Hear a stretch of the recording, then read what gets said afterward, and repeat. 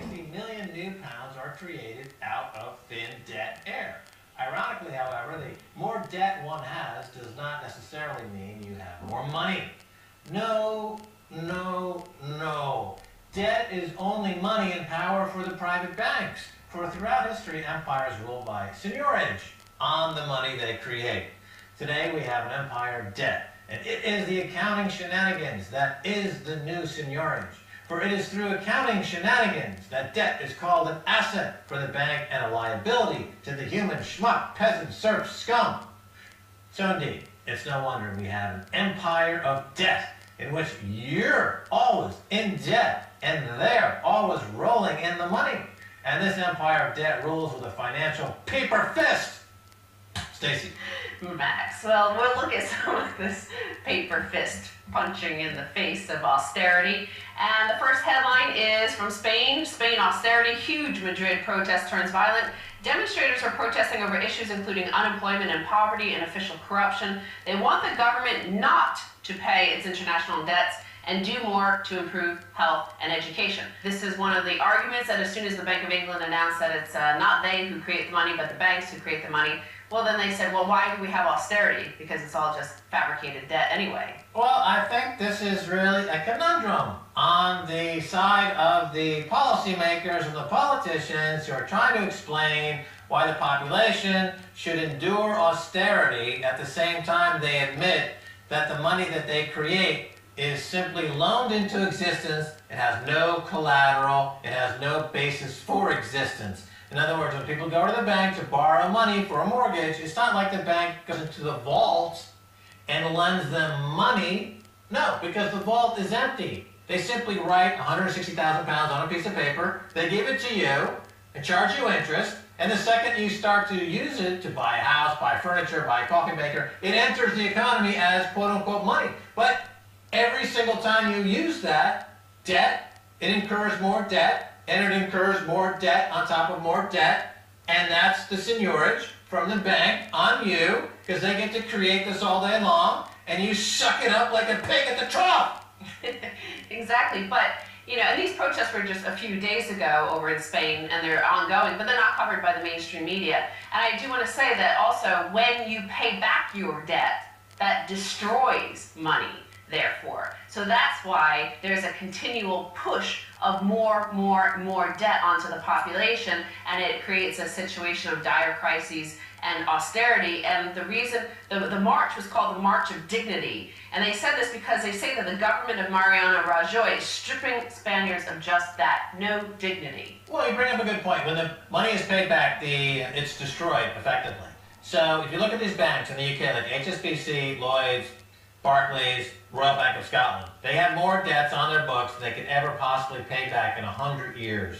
And technically they're insolvent. Technically they're bankrupt. So what the Bank of England has to do is that they have to continuously create money themselves and lend it to these banks to keep them above operating, keep them afloat. Even though they're technically dead banks, they're zombie banks. We heard that term in Japan, but now there's zombie banks all over the world. That's where it comes from. These banks have no ability to pay back their debts. They're being kept alive through the machinations of the Bank of England, who itself has no money either. They're just creating bank money, loans, and interest. But it also makes sense why government policy controlled by lobbyists for the banks and, well, direct orders for the banks, their paper fist, is why incomes are ever declining. Why austerity? Because they don't want you to ever pay back your liabilities to the bank, because that destroys their money.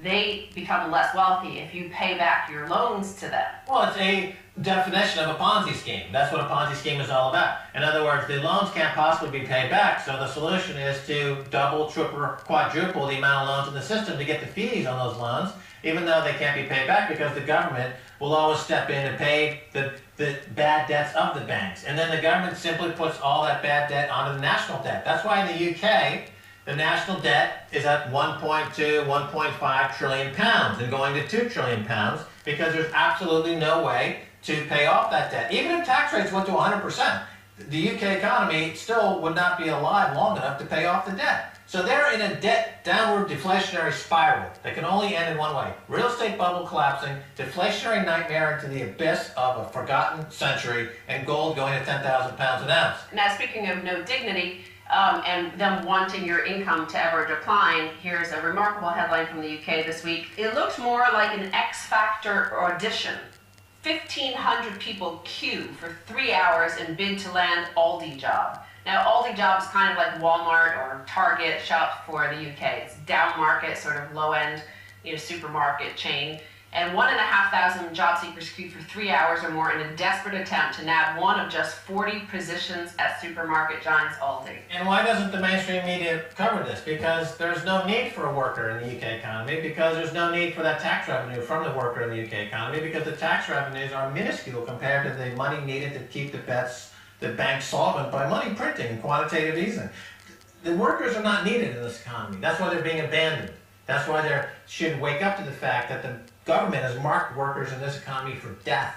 It's a form of extinction. And because they can print all the money they want, and they don't need the workers. There's another, you were talking about the violence of this paper fist, that they control their empire of debt. Well, over in the United States, here's a remarkable headline for the violence and the whole story here. Operation Choke Point.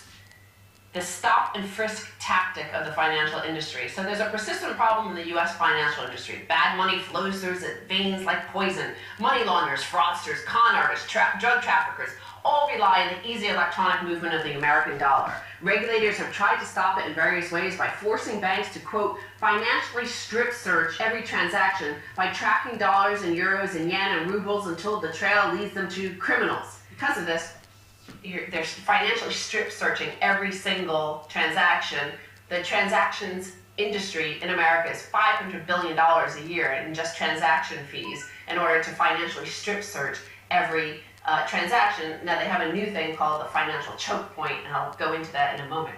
Forensically tracking all the transactions on these financial choke points has led to some remarkable discoveries. HSBC laundering tens of billions of pounds from Mexican drug cartel. HSBC laundering money for Hezbollah, which the UK government considers quote-unquote terrorists. And yet when they do find wrongdoing, they simply apply a fine, which is vastly less than the money gained from committing fraudulent illegal activities. So, in other words, this is again apartheid, where if you're a big bank, you can commit all the fraud you want, but if you're not in the big bank leagues, then they're going to forensically take that paper fist up your string, they're going to find you guilty of some criminal offense that they just made up on the spot, and they're going to rip out your entrails and force you to eat them on the sidewalk in front of your family before they stomp on your head. Thank you, David Cameron and George Osborne. Okay, well, they're targeting, as this article is pointing out, the poor people, basically. They're going after payday lenders and looking at those for, in particular, they're financially strip searching them. And now you have this Operation Choke Point, and that is U.S. financial regulators have launched their own version of stop and frisk program called Operation Choke Point. The regulators frisk the bank by sending a subpoena for all the financial information on their clients that could potentially be up to no good. If the government finds something suspicious, it investigates further. So they're targeting the payday lenders, targeting those who service the poor, who are already paying a lot of money on those payday loans, by the way, after standing for hours and hours in line with thousands of other people for 20 jobs at an Aldi. Then they have to go to the payday lender, and then they get financially strip searched, and then stopped and frisked and choked. Right, well, instead of ethnic cleansing, it's interest rate cleansing. Instead of a South African apartheid, it's Wanga apartheid. It's targeting UK citizens by the banks to be destroyed.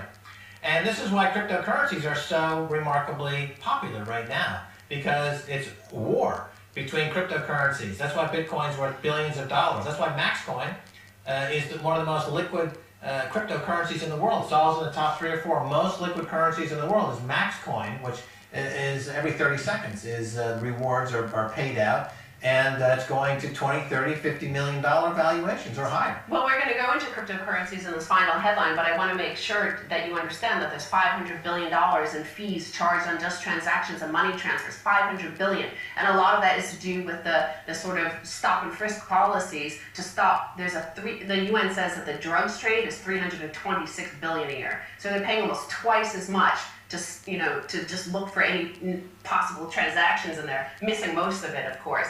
Now, they say that about Bitcoin, but as you see with the dollar, there's hundreds of billions of dollars in dollar transactions on illicit trades. Why Bitcoin really does represent the democratization of money. This is an interesting article in Bitcoin Magazine, and they go into how it's like more of the enlightenment, that everybody's quite equal on the blockchain. But I also want to point out that the popular sovereignty is guaranteed by the blockchain and the Bitcoin protocol.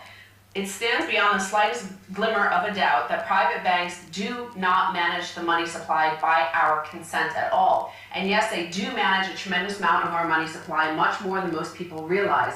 As opposed to the popular misconception, banks don't actually lend out central bank issued money, not even indirectly, as the money multiplier model suggests. Instead, they actually create money as credit themselves, yet private banks are not accountable to the public at all, as the absolute lack of prosecuted bankers in the wake of the financial crisis has clearly shown.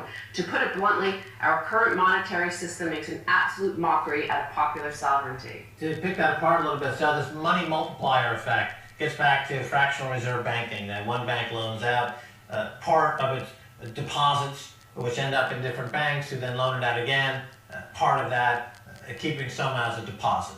And what they're talking about here is that no banks have any deposits at all. It's all original sin, if you will. It's all just loans. According to the Basel III Accord, banks are required to keep 1 or 2 or 3% of reserves in prudent safe haven, safe lockup. But we know that this depends on your definition of collateral, and the banks say, well, this dead chicken in a pen, wallowing in pig feces is our collateral. The Bank of England, if you open up the vaults to see what they have as collateral, they've got, Margaret Thatcher's, old diapers, adult diapers. So that's the collateral that the Bank of England has to finance this multi-trillion-pound Ponzi scheme known as the British Islands. Yeah, but I think that's all just to maintain the fiction, because like what we found out with all the mortgage-backed securities, for example, none of the banks held them because they, remember, you destroy money by paying back that mortgage. So they don't want to be held with holding that if you pay it back. They want some other schmuck bank to be holding that long should you ever pay it back, which is why they disappear it. Well, that was the 2008 crisis, is that the music stopped and there weren't enough chairs for the crooks.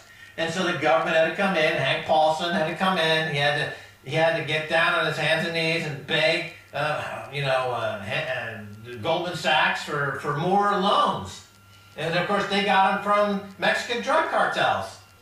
Okay, if it weren't for people, putting the cocaine up their nose, the Goldman Sachs would have been bankrupt 20 years ago. Warren Buffett knows that. Crackhead, Warren. All right, we gotta go, Stacy. Thank you. I'm gonna go make $100 billion right now. It's not that hard. Stay tuned for the second half. A lot more.